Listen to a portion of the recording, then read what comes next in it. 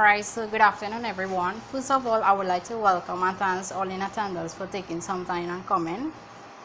Our group is formed by Chelsea Bola, Annalisa Sundar, Kyle Farrell, Annalisa Turkana, Darren Mohammed, and myself, Osmaidi Leon.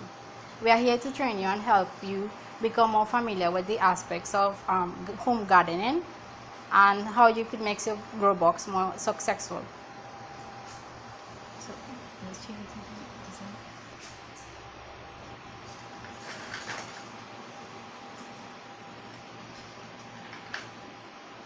So currently, Trinidad and Tobago is facing an economical decline since the availability of foreign exchange has become a challenge.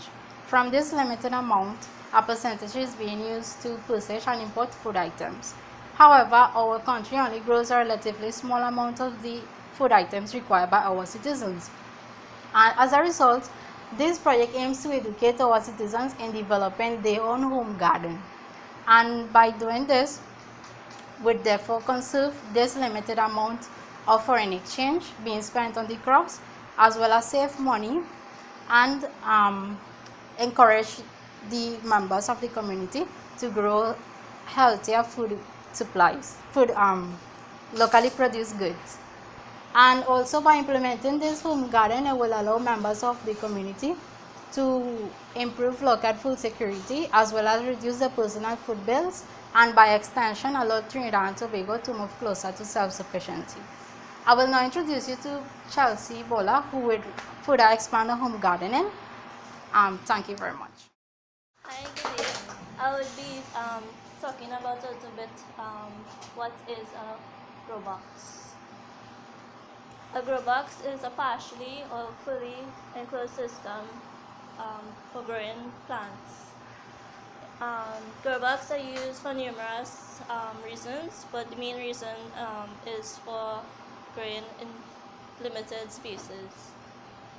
We could grow different types of crops, including flowers and plants. The benefits of a grow box, it can be built at any size according to your available space. It is movable. You can move it anywhere that is available to you. It is cheap and it is easy to build, meaning you could basically build it from anything you could find at home, maybe plastic bottles or stuff. You could cut it in half and use it. And I'll now pass you on to Darren, who will continue this presentation. Good afternoon, everyone. My name is Darren Mohammed. I'll be going through this portion of the presentation with you all today. So as you all can see here, I have two pictures. You'll see the first diagram, second diagram. This is the two ideas which was proposed to us. As the first diagram, as you can see here, there's some like guttering piping, the normal PVC, and you cut some holes in it and you place cups in it. And from that, you can make your first design. But the only problem we had with this was that the PVC a little bit costly. So some people might not want to buy the PVC. So we did not choose this design because of that reason. But it was a good design. The second design here, which is the one we chose, it was a simple design. A normal box. All you needed was ply, some screws, and your dirt and a plant. And people said this was more economical for them as well as easier to build. Because most of the materials you'll have home lying about the place. So you won't have to spend much money. As you can see in the back of the class, on the front of the class, it have two grow boxes. We built a small one and a big one, just in case. So after the presentation, you all could just check it, and that will be our design. Anissa. So two other designs. So the third and fourth design. The third design, as you can see here, had some normal stuff again, PVC piping and cups. The other problem with this was money to buy the PVC and whatnot. Some people was thinking this design, as you screw the cups on it, it could probably break out later on, it might not last. So that was one of the concerns. This fourth design here is a sketch that we did for the fourth design. So this is the PVC frame, like a triangle, and then from that now you'll have rows across it, and you'll tie like bottles and string across it. It's a really handy thing to build if you have your children or whatnot, or a home project. It's good for that reason, but it's also made of PVC. So it might break or the cost to buy the PVC, you'll have to buy the glue and fittings and whatnot. And it requires a little more work because of the cutting and whatnot. So as you can see here, the second design which we chose, you will see it all better. This is our design. So you can see the small box and the big box. So the small box is for probably smaller crops, your pepper, little pimento, seasonings and whatever. The bigger box could be used for your bigger crops, pak choy, lettuce, cabbage, those things. And depending on how much space you have home, you will be able to make a box to suit your size home, the space you have. So again, you can just check the boxes after the presentation.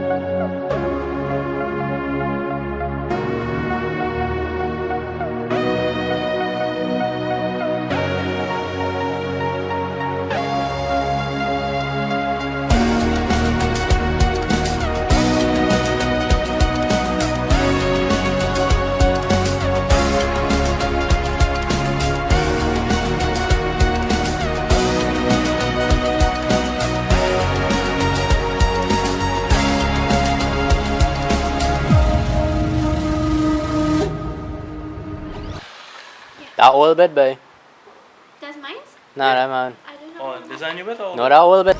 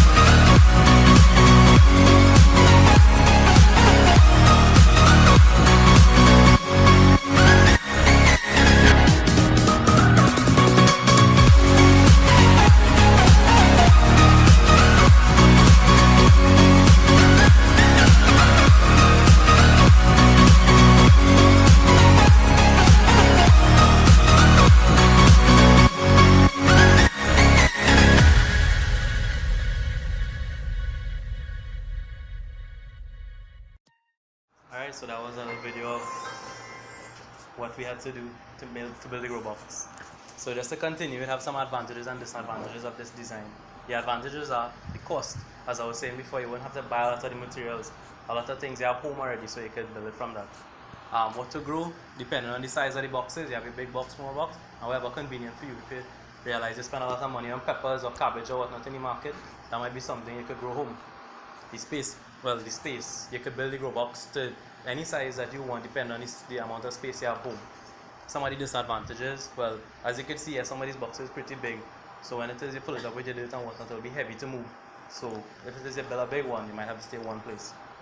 Other than that, well, wood, it might deteriorate in time to come, but that could be used as the mulch and whatnot later on when you build a new one. And the soil, you'll have to put back soil every now and then, well, a couple years, or you could throw in fresh soil as often as you would like. Costing, so approximately this design was about $300, depending if we had to buy everything. Most of the stuff we had home. Example, the ply, the screws, paint, if you want to paint it, you don't have to. Soil and plants, the only thing we really needed to buy was the plants. Other than that, everything else we had home. But this is the costing we got from the hardware and whatnot for the ply and the screws. So you have an average price of what the big Growbox will cost to build, about $300. So now I'll pass you on to Annalisa. My name is Annalisa, and today I'll be telling you about how to make your own compost. So first of all, a compost is the organic material from the decomposition of either your waste. Like say when you're cooking, you're peeling your vegetables, it could be your food scraps or even dry leaves. So the first thing in making your own compost is choosing a site for the pile. Now you have to choose a location far away from your home. So the pile should not be directly exposed to the sun, because that will be hostile to the microorganisms, and even the standing water or too much rain may cause the pile to be sour. You're choosing a convenient location to allow turning and moving the pile. Now when you allow the pile to turn, that's where you're applying oxygen there. Now you're leaving space between the piles as well. So those are some of the materials that you'll use to compost. We have the green and wet materials that will give off the nitrogen. So that's like your fruits and vegetables, your eggshells, the tea bags, even your fresh green grass and your green grass clippings. Now, some of your brown materials that give off the carbon will be like chopped leaves, the wood shavings or sawdust, or even shredded newspaper and other paper materials. Now the things to avoid would be like meat, bone, dairy products, fat and oils, pet feces, whether it's dogs or cats, and wood ashes. The compost is ready when the material have an even color and texture and has an earthy smell. The texture of the pile should be the same as the outdoor temperature, which is like the atmosphere. Now to be able to test to see if that compost is ready, you'll take a small piece and place it in a plastic bag. And if you see no condensation, that's how you know it'll be ready.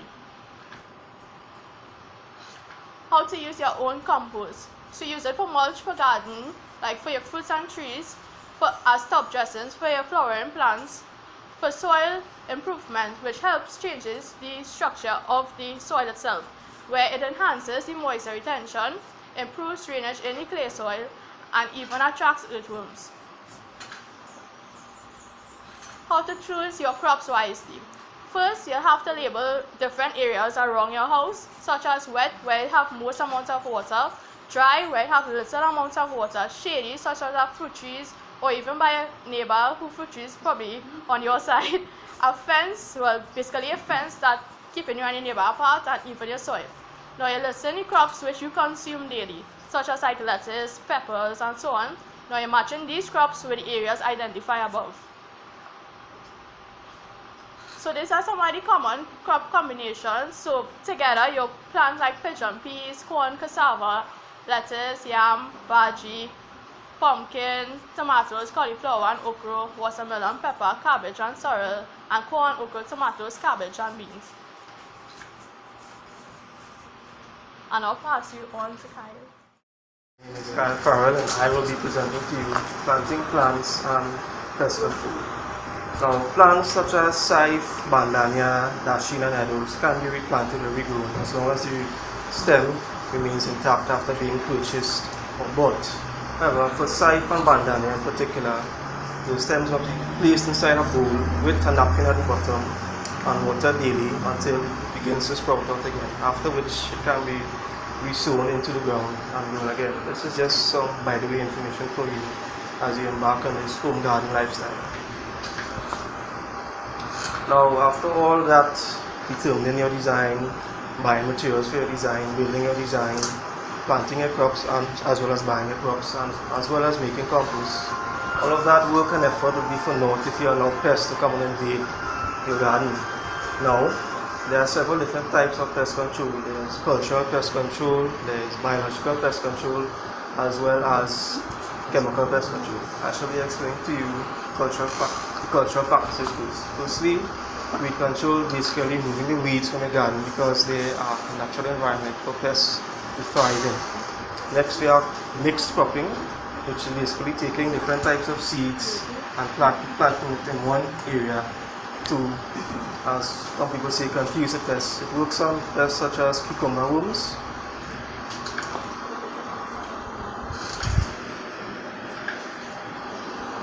Next, we have crop rotation, which is basically taking different types of crops from different crop families and planting it in the same area season after season. So one season you may plant tomatoes, next season you plant carrots, afterwards you plant lettuce, so on and so forth. This works best to confuse plants as well, and it also increases soil fertility.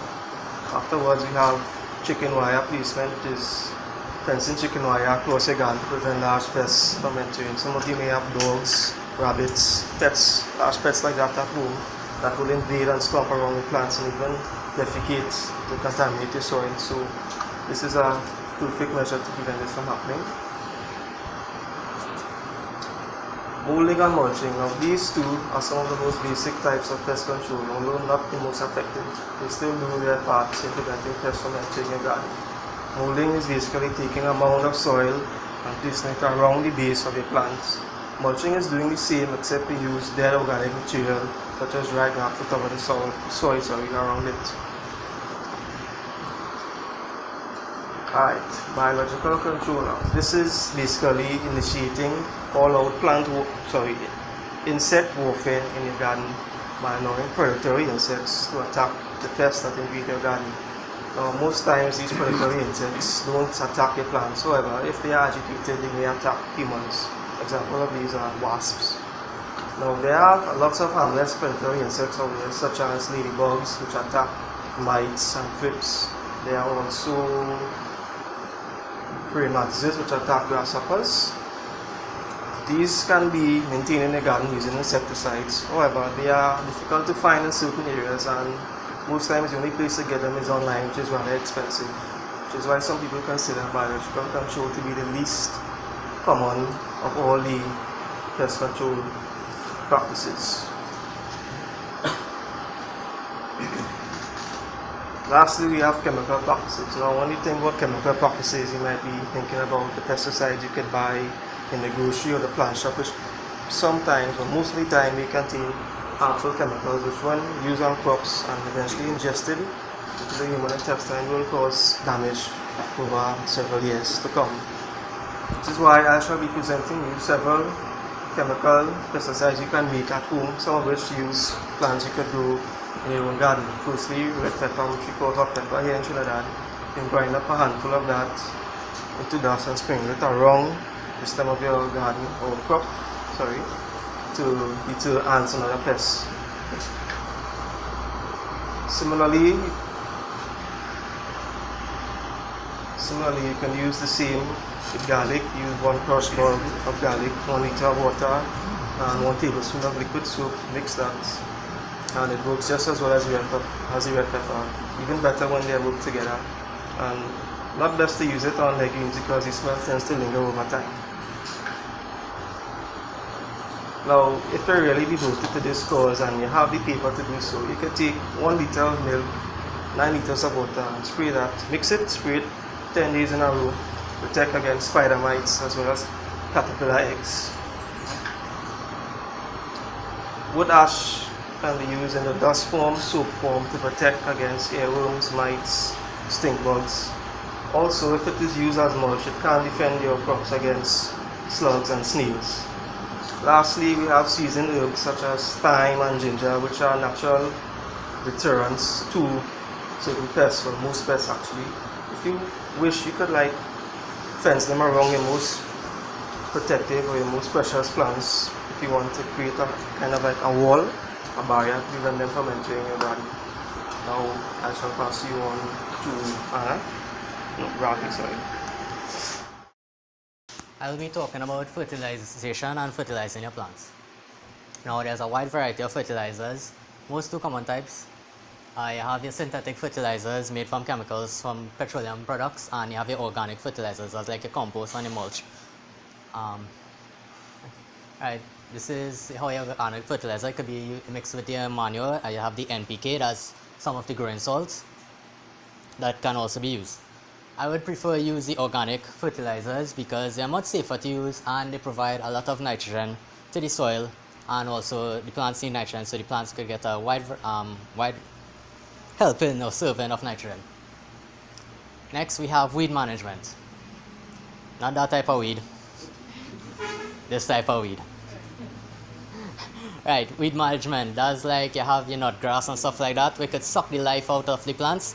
These seeds are found in any soil they could go. Even though you take fresh soil and put it, the seeds are present and they will spring up eventually because you're giving the soil nutrients to grow. Also the pests and the weeds will grow. Simple thing, because the grow box design is so small and it's not like a big area, it could just simply be pulled out, no harm done, and it's a small box, nothing hard to maintain. It's safer to pull them out, less harmful chemicals used instead of using weed killers, and the grow box is small enough to control it. I'll pass you over to Anna now and we'll continue the presentation.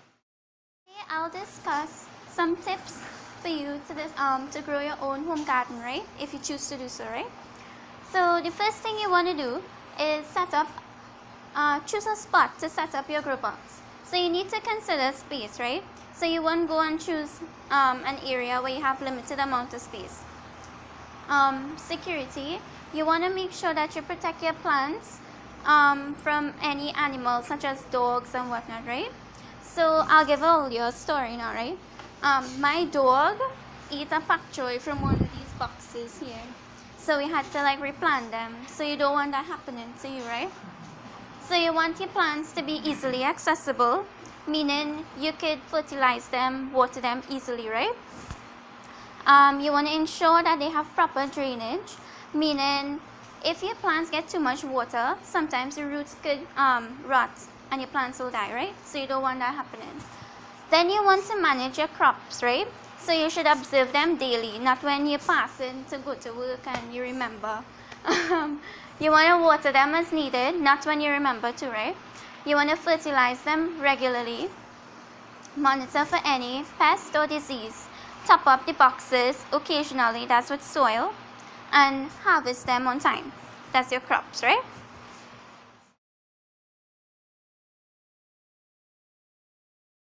Right, so now we're going to play a game. So this game has some rules, right? You're not allowed to shout out answers, right? So you have to put your hands up and I'll pick you, right? So let me start now. So who could tell me the name of this plant here? Anybody? Hi, I can't see all your hands. Okay, Auntie. What? Okay, yeah, that's correct. Maybe I should have made this harder. Okay, so give Shreya. Yeah, we have plans for you. So give her a clap. Well, Kyle seen it's not a sweet pepper. We can give Shreya pak choy.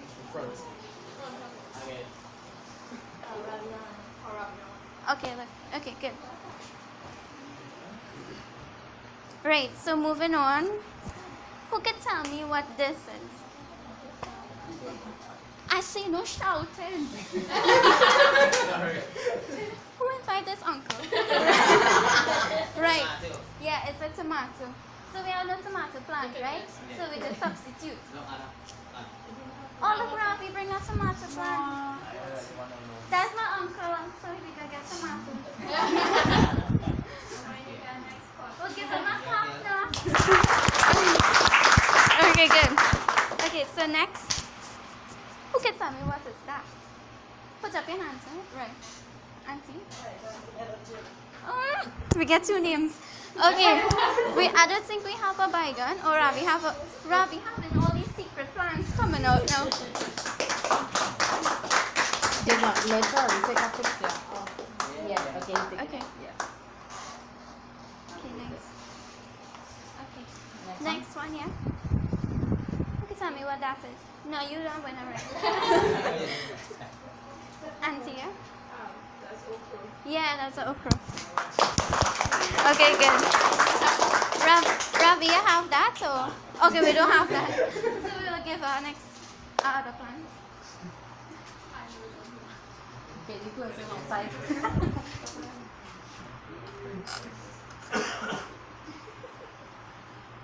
Aww. Okay, so next one. Right, who can tell me what is this? Yeah. All right. Okay, give her a clap. Ravi, you have corn? Okay, we'll substitute again. What would you like to have? You can pick. We have lettuce, pak choy, sweet peppers, side. Okay. Anything.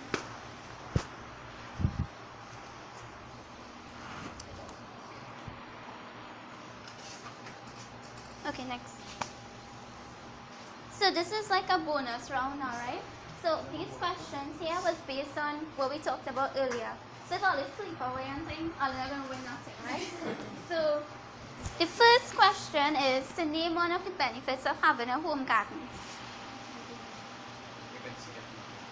You have to put up your hand.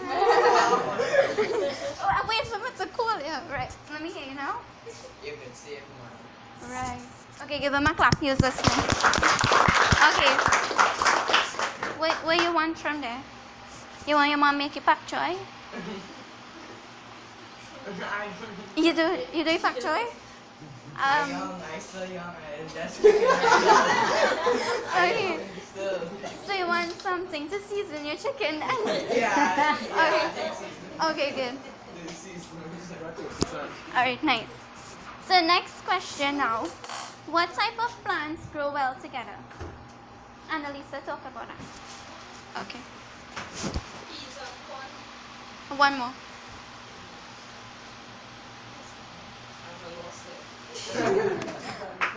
Okay, good. We'll still give her one then. Yeah.